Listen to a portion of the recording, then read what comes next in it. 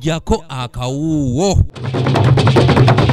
Ng'omukka weefuba ow'okwongera amaanyi mu kulwanyisa ekirwadde kya COVID-19 Kamalabyonna wa Buganda tongoza Engoma ggwanga mujje egenda okukubwa ng'abaami ba Kabaka okukubiriza abantu okwetangira ssenyiga korona nga batandise n'abaami okuva mu ssaza ly'e Kyaddondo.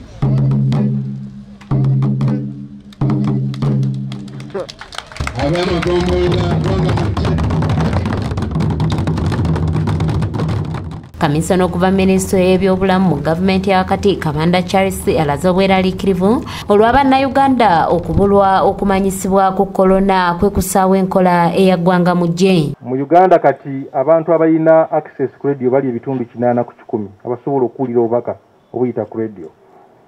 Ate nga radio yesinga okusaasaanya amawulire.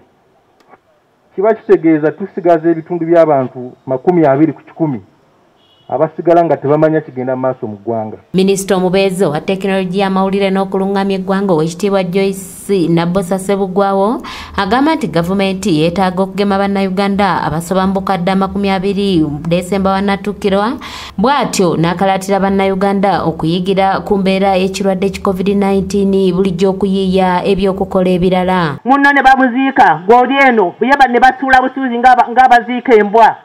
Tomutuuka gw'okumwona kumuyiwako ttaka olw'okubanga ekirwadde kibi nnyo era abantu ne baba nga bakyakizannyiramu.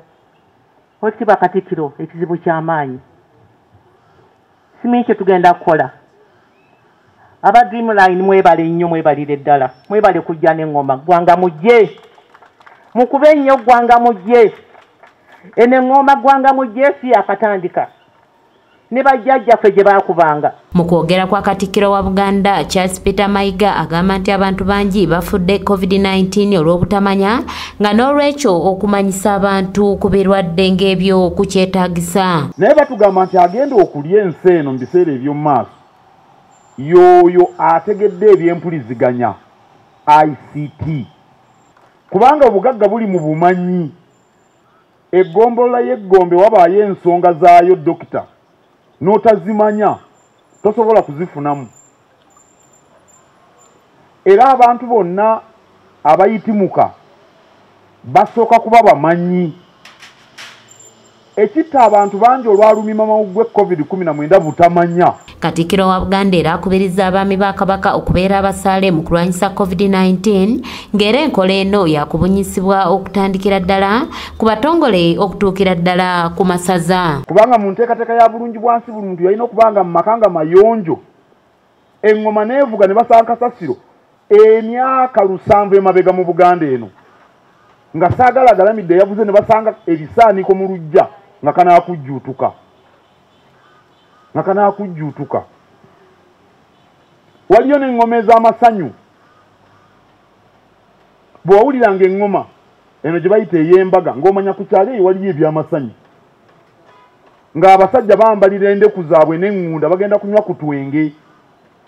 Kubanga waliyo ebyamasanyu. Omwami atwala eggombolola ya Myoka Nakawa Ssenfuma Timothy asabye abaami b'Omutanda buli bakuba engoma eno beefumiitirize ku bannaabwe abafuddeko olwa nnawookera wa COVID-19. Mbala olwaleero okutongozebbwa wano ku Bulange Mmengo wa Bwakabaka bwa Buganda bonna ne Uganda yonna okuvuga nti ekijja kiggwa leero ekya COVID-19. Lumemba mawuge n'olwekyo ekirwadde kino kyatulumba naye tetujja kukoma okirwanyisa otusanga naffe kitulese ekirwadde emirembe naye tekisobola kutuwa mirembe nga ffenna tetwenyigiddemu.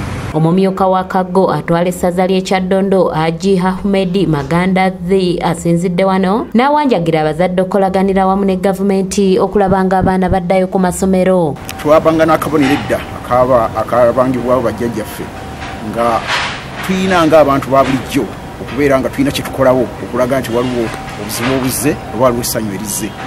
Engoma eno ggwanga mujje ebiseera ebisinga yakubibwanga waliwo olutalo. Kanyike Kevinizi yakusakidde eggulire lino ku lwa ABS Television.